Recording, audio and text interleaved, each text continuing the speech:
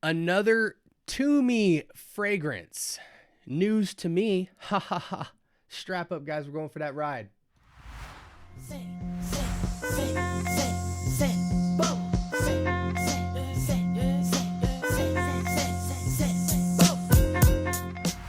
All right. Welcome to the Scent Bubble. I am your host for the afternoon. Today from the house of TUMI, courtesy of Kix Griffey, we have TUMI Atlas. I don't have much to say. TUMI for me has been very 50-50. So I'm just interested to dive in and see if this is a dope fragrance.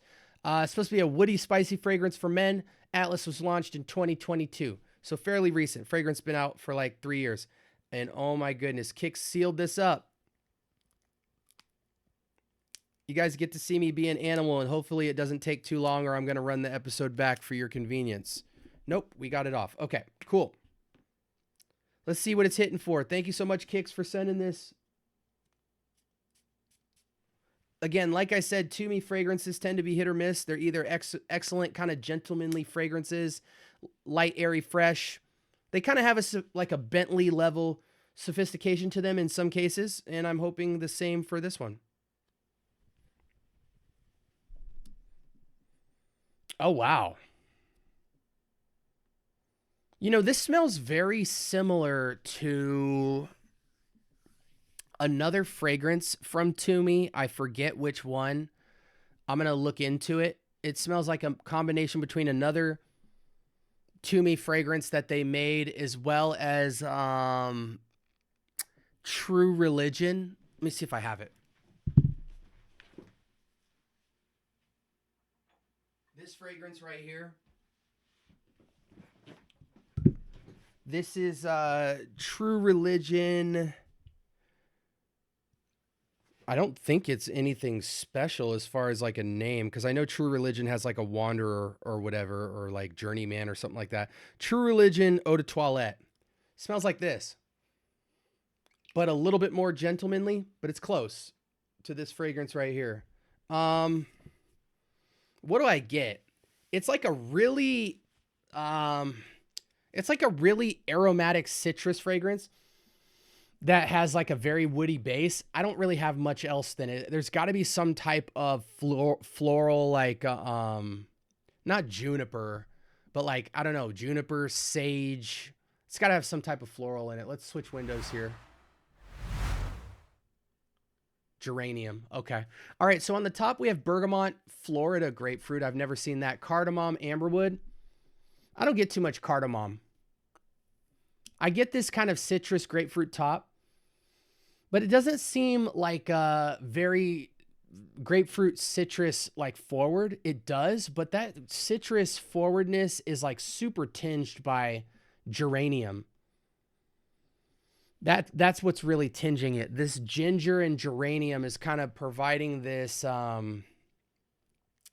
this aromaticness, effervescence. I don't know if that's the right word, but like the spritz of ginger, the floral freshness, and there's like a flavor tinge to the citrus accord. I don't get too much amberwood or cardamom, labdanum, a lot of vetiver in the base, so I think that's why it has such a gentlemanly quality to it. This almost feels modern fougere in a way, even though the pyramid doesn't lend itself to it. I just think the gentlemanly classiness comes from the vetiver and the oak moss. The texture is coming from the geranium and ginger, and the flavor profile is like a mainly geranium, grapefruit, bergamot that's just swagged out by ginger, vetiver, and oak moss. The oak moss isn't that heavy. You know, what's really heavy is kind of the vetiver, geranium, ginger. That's like really heavily cigar wrapped around the citruses. And again, I don't really get too much cardamom and amberwood. There's not an amberiness to this fragrance. It feels very aromatic, like, but the fougere-ness kind of comes from this like aromatic, gentlemanly vibe that I get under it.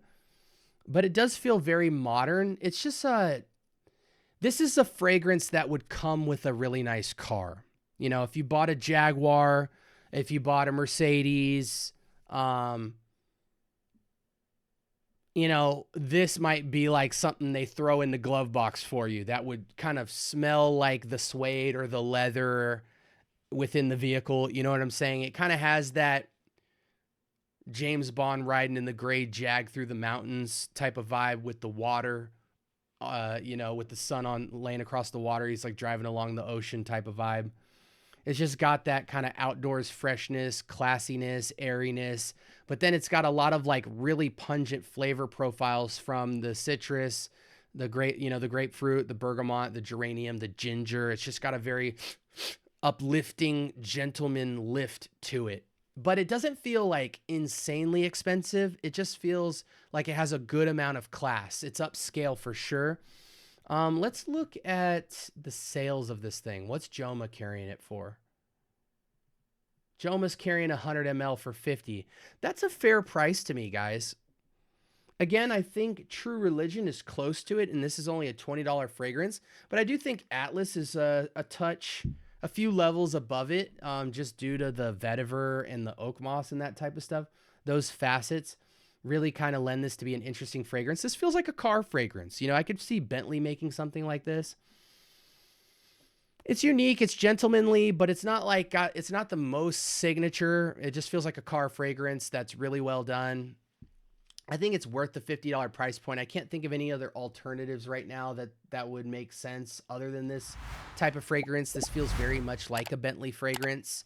You know, like close to either Azure or I think it's Bentley Rush, something like that. You know, the one with the kind of terracotta khaki bottle. It's got a very aromatic tinge to it like that. Fair priced, solid fragrance. I give it an 8 out of 10. It's above average in its upscaleness. It doesn't have the most insane amount of signature. It doesn't have a lot of, what is the performance like on this? It smells like it would have pretty solid projection and performance. So it's moderate, you know? So yeah, you know, moderate performing, classy fragrance. It's upscale casual / semi-formal. Sprays on this, I think 5 to 6 sprays, you're going to be totally fine for an 8-hour shift. Work fragrance, upscale casual errands, again, semi-formal, you know, collared shirt and jeans type of feel. Driving a nice car, you just got your car cleaned, you know, you want to be out. It's a nice fragrance to run some errands in. It even feels like it could go up to like a briefcase type of fragrance. But yeah, it is somewhat conservative. Like, it's not the moon and stars. It feels traditional in that it's citrus and woods, you know what I'm saying? And some aromatics. That's what kind of feels like fougere about it. But this is too modern of a fragrance to be fougere. Modern fougere, I don't quite know, just because the, not ozonics, but the aromatics to this feel a little bit too modern to even call it fougere in terms of the fougere facets that I'm familiar with today. But it's in the wheelhouse of gentlemanly, a gentleman's rich casual fragrance, or slightly formal. Above average, 8 out of 10. Solid fragrance, fairly priced. I can't hate on it. Can't think of many alternatives. It's somewhat reminiscent of True Religion. It's somewhat reminiscent of, I think, Bentley's Azure and Bentley's Rush, Infinite Rush, I think is the name of it. Solid fragrance. Let me know in the comments, guys, if you've tried this fragrance. So far, TUMI is very hit or miss for me. Some fragrances are like solid mid-range fragrances for the $50 price point, and others just feel boring. So it's very hit or miss, you know, but solid fragrance here. They did a good job.